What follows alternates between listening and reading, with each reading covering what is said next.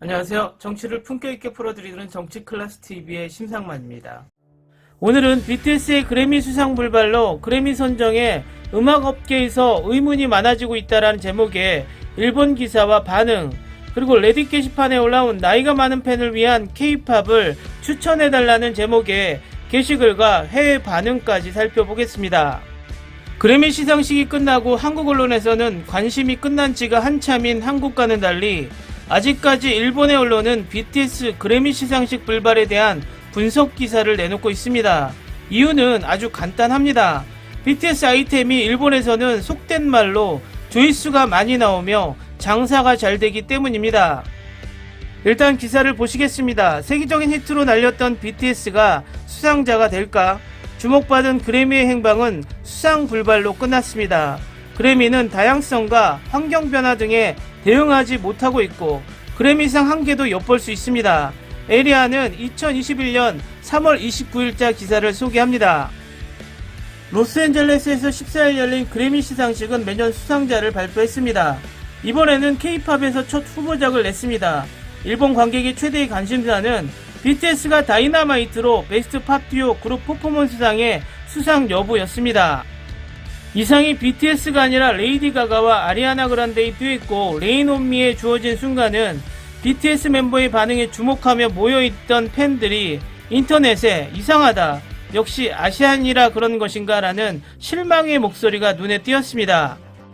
저희 출판사에 온 편지에는 아직 아시아인은 높은 장애물일까요? 라는 의문이 적혀 있었습니다. 주최자 더 레코딩 아카데미는 이미 존재하고 있던 아카데미상에 해당하는 음악상을 만들기 위해 1957년에 설립된 조직입니다. 이 상의 회원은 뮤지션, 프로듀서, 엔지니어 등 기술자까지 음악산업에 속하는 직업인이지만 백인 남성이 압도적인 권력을 가진 현실을 반영하여 그래미상 결과에 백인 남성의 힘이 현저하게 나오는 것은 종종 비판을 받아왔습니다. 이번 그래미의 결과는 지금 미국의 세태를 구성하는 여러 레이어가 반영되어 있고 더 레코딩 아카데미가 한국 태생의 BTS에 상을 주지 않았다는 것을 아시아인이니까로 정리할 수 있을 만큼 간단하지 않습니다.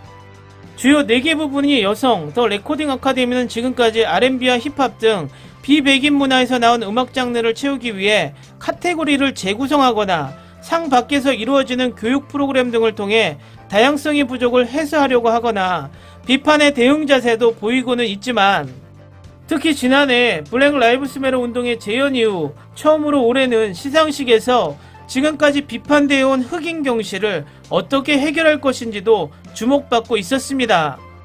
또 하나의 큰 문제가 성별 격차가 있었습니다. 임금 격차와 성별 불균형 등 구조적인 불평등이 있었습니다. 아시아인의 한 사람으로서 BTS가 그래미상을 받지 못하는 것은 아시아인이라 그런다라는 질문에 복잡한 기분이 되는 것은 음악 산업을 둘러봤을 때 스포트라이트를 받고 있는 아시아계 미국인 아티스트가 너무 적다는 현실이 있기 때문입니다. BTS의 재능이 아시아인의 가시성을 높인 것은 틀림없습니다. 동시에 그래미에서 BTS의 존재가 미래의 방향을 묻는 결과도 되었다고 생각합니다. BTS가 미국 음악상에 남아 계속하거나 국외의 다양한 시장과 연결하며 나가는지 그것이 이 수상의 미래를 결정할 것입니다. 이 게시글의 댓글 반응입니다. 그래미 기사가 나와 생각했다. 수상 불발 후 한 이웃나라의 가수 기사만 쓰고 그래미를 탄 신의 케이타의 기사 수는 아주 조금. 진짜 일본인으로 화가 나네요. 그래미 수상한 사람보다 이웃의 그룹만 챙기는 것은 역시 위화감이 듭니다. 벌써 결과가 나온 그래미, 아직 BTS를 왈가왈부할 이유는 무엇인가? 자신이 편애하는 사람이 수상하지 못한 것 때문 차별을 말하고 싶군요. 이것은 지나친 트집입니다. 한심한 기사를 장황하게 쓰고 있지만 거짓이 없이 선발한 사람을 비난하다니 비논리적입니다. 당신이야말로 그래미에게 최소한의 경의를 표하십시오. 전 세계가 BTS가 최고라는 것을 이해할 수 없는 그래미는 뒤처지고 있다라고 경멸까지 그래미상을 멸시하는 것은 왜입니까? 한국에서 권위 있는 세계적인 음악상을 만들면 어떻습니까? 어쨌든 K-팝밖에 수상할 수 없는 것 때문에 권위는 없을 것입니다만 단순히 별거 아니니까 그래미상을 받지 못했을 뿐 그것뿐입니다. 인종 문제가 아닙니다. 원래 그래미는 아이돌에게 냉담, 지금 문제가 된 것이 아니다. 에라의 견해도 한쪽으로 치우쳐 있다. 거의 모든 언론에서 이번에 일본인의 수상자에겐 모기장박 취급을 하고 있다. 일본의 활약보다 한국의 활약에 힘을 쓰는 이 부자연스러운 흐름, 이전보다 가속화되고 있다. BTS는 그래미를 타면 미국과 유럽에서 인기가 더 있어. BTS는 세계에서 얼마나 매출이 있는 것일까? 설마 일본 매출이 대부분이기 때문 아니냐? 다음은 나이가 많은 팬을 위한 K-팝은 어떤 것이 있는지 추천해달라는 제목의 레딧 게시판의 글입니다. 지금 나이 많은 K-팝 팬이 많고 나이 많은 가수를 예를 들면 JYP가 아직 현역에 있고 나는 돈 리브 미가 그의 히트작이었을 때 기억합니다. 나는 20년 동안 K-팝 현장에 들락날락 해왔고 요즘 다시 들어가고 있습니다. 남자라서 일반적으로 걸그룹을 선호하는데 너무나 남성 팬들이 적어서 불편합니다. 나는 브라운 아이드 걸스의 찐팬이었고 SES가 팬미팅을 할 때마다 좋아했습니다. 30살 이상의 팬들에게 좋은 걸그룹은 없나요? 이 게시글의 댓글 반응입니다. K-팝은 모든 연령대에 적합하지만 조금 나이가 많은 회원과 팬이 있는 그룹을 찾고 있다면 다음과 같은 그룹을 안내하겠습니다. 마마무, 지금 시장을 장악하고 있는 매우 고급스럽고 자신감 있는 여성. 드림캐쳐, 그들은 약간 어두운 이미지를 가지고 있으며 놀라운 음반을 가지고 있습니다. 데이식스, 자신의 악기를 연주하며 K-팝 팬덤에서 악곡이 없는 것으로 알려진 실제 밴드.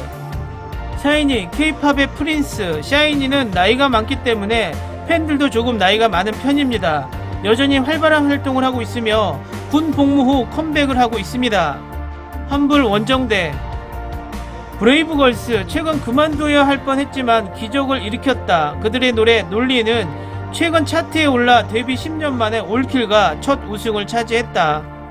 아이유, 한국인 여동생으로 불린다. 매우 달콤한 이미지로 가볍지만 아름다운 노래를 많이 만든다.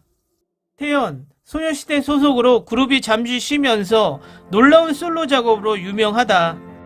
선미, 나에겐 여왕. 청아, 전 아이오아이 멤버로 보컬과 댄스 실력으로 솔로 인기 급상승 중. 헤이즈, R&B와 부드러운 목소리를 좋아한다면 헤이즈가 당신을 위한 소녀입니다. 당신이 좋아하는 브라운 아이드 걸스와 비슷한 엄정화. 레드벨벳 시아, 소녀시대가 추가될 것입니다. 여기 있는 모든 사람들은 멋진 그룹들을 호명해 주었고 제가 가장 좋아하는 것은 에이핑크, 걸프렌드, 드림캐쳐입니다.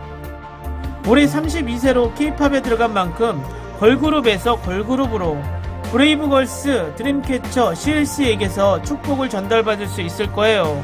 이 스레드에서 댓글을 다는 모든 사람이 선택은 뛰어납니다. 킴보를 좋아할 수도 있습니다. 더 이상 연령이 있는 멤버가 있는 그룹은 많지 않지만 솔직히 요즘 음악은 멤버들이 어떻게 생겼는지 더 이상 알 필요도 없을 정도로 좋습니다.